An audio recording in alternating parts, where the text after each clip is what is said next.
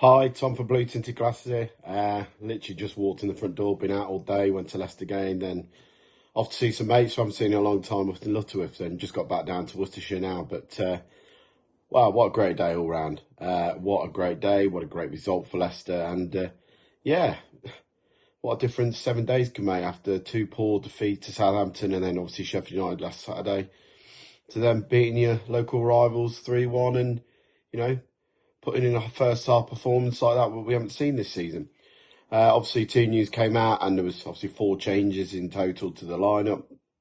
Jakub Slarch actually come back in goal after it being injured. Ben Nelson came back into the team for Wout Faz after his injury. And then in the middle of the park, and Jordan James and Skip starting as the midfield duo this time round. Bobby Reid as 10 again, and Jordan Ayew coming in up top instead of Patson Daka. So obviously it was Solarchek in goal, right back Ricardo Pereira, Ben Nelson, Vestergaard, Thomas, Jordan James, Oliver Skip, Bobby Reid, Mavididi, Abdul, and Jordan Ayew is the lineup he went with today. And then with a lot of youngsters on the bench. And look, I was nervous going into today's game, with the last week few performances, and not because Derby are flying and I was worried they were going to trounce us. It was more worried going in what Leicester would turn up, because we know on a day when we turn up we can play pretty well. The problem is that this season it's been few and far between that we've seen a good performance against a Derby team that, look, they were above us in the league table before we started off. They've had their own injury, problems. Their top scorer Morris is now out till I believe February time, and their last home game, they were 2-0 up and then they lost to Watford 3-2 in the last minute. So this wasn't a game I was going into worried about what Derby could do. This was going into a game was what would Leicester turn up, because any team playing Leicester at the moment will know that if you get in Leicester's faces early and you push them back, and you can probably make a mistake and get a goal. But today it was different. Today Leicester were on the front foot from the start, in my view. I know Derby had the ball at the beginning, but I didn't feel any threat from Derby. It was all very trying to play through the lines, but they weren't breaking through the lines because Oliver Skip wasn't letting them, and Jordan James was nicking the ball. 5 minutes into game, you'd be, or 2-3 minutes in game, I think I was looking and going, right, we passed that one now. We're not conceding a goal in the first minute or 2 minutes. Then to get the goal in the 5th minute to really settle the nerves of the lads and calm them down, because we were playing all right, but it'd be nice to get that early goal. And I said today the first goal could be crucial after the last couple of weeks. And then the way the goal comes, it's a thing of beauty in my head. Derby try and play through around, Ricardo Pereira nicks the ball, passes it to Abdul. Abdul runs at his man, plays an absolutely brilliant through ball to Jordan James, who twists and takes the ball with him. He plays the ball through the heart of the defence to Bobby Reid to run onto for a first-time shot and slams it into the bottom corner. It is an absolute beautiful goal. Knife through butter, the way he described it, I would say, the game. And it's what we needed, but also it wasn't what Derby needed, because Derby then completely just went nuts. Like, they were just awful. And in general, Leicester then could have had a couple of goals quickly after that and test their goalkeeper. And then you get the second bit of luck on 15 minutes. A corner comes in, ping balls around the box, and then falls into the most unlikeliest goal scorer for Leicester, Oliver Skip. And he does a Steve Claridge. He shins it. He strikes it, but he shins it into the goal. Who cares? It's a great volley in the end. He shins volleys into the net. 2-0, and Leicester are flying. Leicester could have had a third. And I've just watched it back now, and Jordan Ayew. The ball from Thomas from the free kick is superb. The diving header by you is even better. And then the liner puts his flag up and you're thinking, in the ground, I said at the time, for me, it wasn't offside. It didn't look offside. I think sometimes as fans, you get a feeling if you think it's going to be an offside or not. At the time, I thought it was a good goal. And then seeing it back now, it is a good goal. It was close, but it was onside. Obviously, that still leaves at 2-0. And at 2-0, I think we all know it's an iffy scoreline, and the next goal could really make the difference. To get that next goal on the 30th minute, again, Mavididi does brilliantly. The ball goes out wide. He runs at his man, he cuts back, he lays it to Luke Thomas. Luke Thomas puts a lovely ball in towards the dink, towards the, across towards the front post. And there's the star boy at the moment, Jordan James, runs onto it and stabs it past the goalkeeper. 3-0 Leicester. We're in dreamland. We're going back to the days of Muzzy Izzet, Heskey, Marshall scoring. I think we're going in at 4-0 at half time. 3-0 at half time. Absolutely brilliant from Leicester. Derby look absolutely dog shy. And in fairness, it could have been, I'd say it should have been 4-0.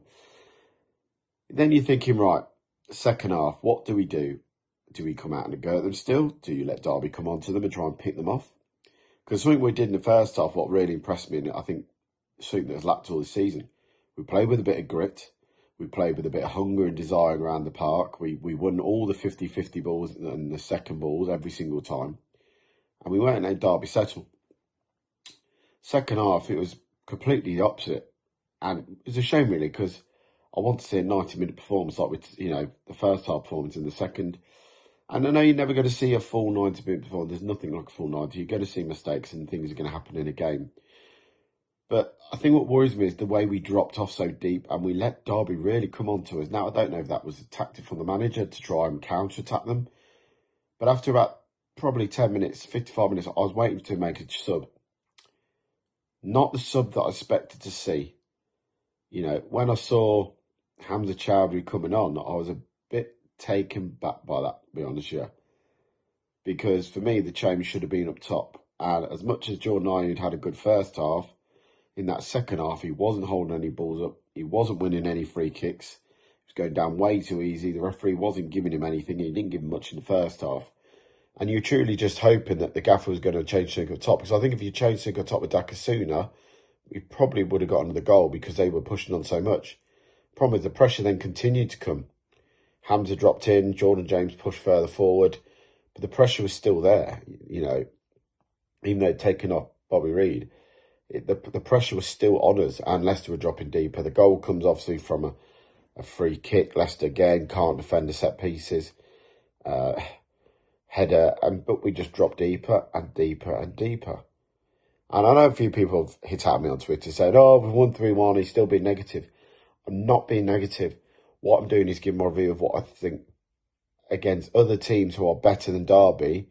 That game doesn't finish 3-1 Leicester. That game probably finishes 3-3 against teams who will score goals against us if we play like we did in the second half and give teams those chances. Yes, we battle well. We put our bodies on the line. Nelson, Vestergaard, Thomas, Ricardo, Hamza all made very, very good blocks. And that's not taking any credit away from the way we defended. We defended pretty well and we put our bodies on the line. My only concern is that you play better teams, the better teams will take those chances. And that scoreline at 3-0, you're not going to have that scoreline at 3-0 every single week. If you go in at 1-0 up, the second half, we will lose football matches by playing that way. You've got to go against teams like that and take it to them more. We weren't winning the 50-50 balls in the second half like we'd done in the first. We weren't winning the second ball like we'd done in the first. And for some reason, it just felt like the tempo dropped off. I'm not questioning the hunger and desire and the commitment because they showed that with the way they defended as a team. But it just worries me if you aren't going to have a 3-0 scoreline every single week. And if you're only in 1-0 or 2-0 up, that second half performance, it worries me that we'd get picked off and better teams will score goals. Positives today, look, Jordan James, Oliver Skipp works in the middle of the park. Oliver Skipp isn't a bad player. Oliver Skipp's got a problem because everyone thinks he's a £25 million player. Oliver Skipp was never a £25 million player and probably will never be a £25 million player. What Oliver Skipp is a good £5 to £10 million player who will do a job in the Championship, gets around the parts, breaks the play up, does all the dirty work really well and lets Jordan James do the playing the forward route, role even more than he can against Winks for me. And over the last 3-4 games, he's got better and better. So fair play to Skipp because some players will crumble. Fair play he hasn't. But I feel sometimes it's harsh. Everyone rates him because everyone looks and goes, well, he's priced at 25 million. He's not. He's not that kind of player, and he never will be a 25 million player. So I think fans need to get behind him because today's performance, I hope that's a turning point in his career for Leicester. He's still got, 2.5 years at Leicester if he stays for that period of time in his contract. And he could be an asset to Leicester. He really could if he plays like that every single week, him and Jordan James. Jordan James, once again, obviously, star boy. Made tick. Him and Winks were the two who made the team tick today. Big shout out to Ben Nelson. Been out for a long time. Came back in. Thought he was steady as a rock. I know Matt Powerper gave him man of the match. And yeah, for me, he was close in there for man of the match day. I go with joint to Oliver Skip and Jordan James. I thought they both made that team tick. Even in the second half, they were still getting stuck into everything. Especially Oliver Skip when it was getting towards the end and he was still challenging on the touchline. And then, players that need some confidence boost, For me, Abdul needs a confidence boost. He isn't in form at the moment. You can tell that by the way he's not taking his man on as much as he would. Mavididi, again, hit and miss, but he had an all right game again today. Massive week ahead, though. We've now got 2 tough games. Away to Bristol City on Wednesday, what I'm going to. Looking forward to that. Who are obviously wanting revenge. I think they lost today at home to Millwall, so they're going to look to bounce back. And then we got a very, very tough game against Ipswich, who obviously battered Coventry 3-0 today. So, look, tough week ahead. We needed that win. And to do it away at Derby, in a Derby game, and come away with the 3 points and perform like we did in the first half. And like I said, for me, if we perform like we did in that first half of most game, we will be okay and we will push ourselves back up the league. What worries me, if those performances like the second half against better teams, we won't get the points as we want. We'll be drawing more games than we win. So for me, somehow, the gaffer and the players got to work out how they get a 90 minutes or 85, 80 minutes like the way we played in the first half. Because we do that, we'll be okay. We will be in around the playoff positions with that kind of play, moving the ball quickly through the lines, attacking the final third, winning the 50-50 balls. And the biggest thing for me today is Leicester fans, we don't ask for much.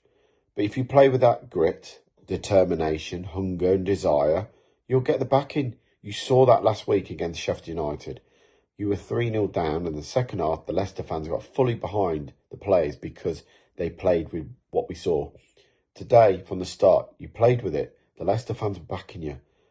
So just play with that spirit and play with that hunger. And you move the ball quickly and make it exciting. Leicester fans love it. Didn't see as much tippy-tappy today. It was all about trying to get the ball through the lines. We've got to do it quicker. And when we do, like the first goal, it proves it. It works. Drop your thoughts in going to the game against Bristol City on Wednesday night. Tough game down at Ashton Gate. Let me know your thought of the performance. Like I said, I know some people are hit out at me saying I'm being negative. No, I say what I see and how I see the game unfolds. I'm over the moon. You should know that. I follow the club for a long, long time. I'm over the moon to get 3 points. I'm over the moon that we're beating Derby at their place convincingly like we did.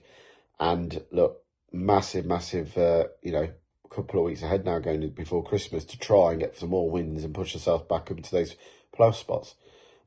Keep it all blue tinted and I'll catch you soon. Cheers.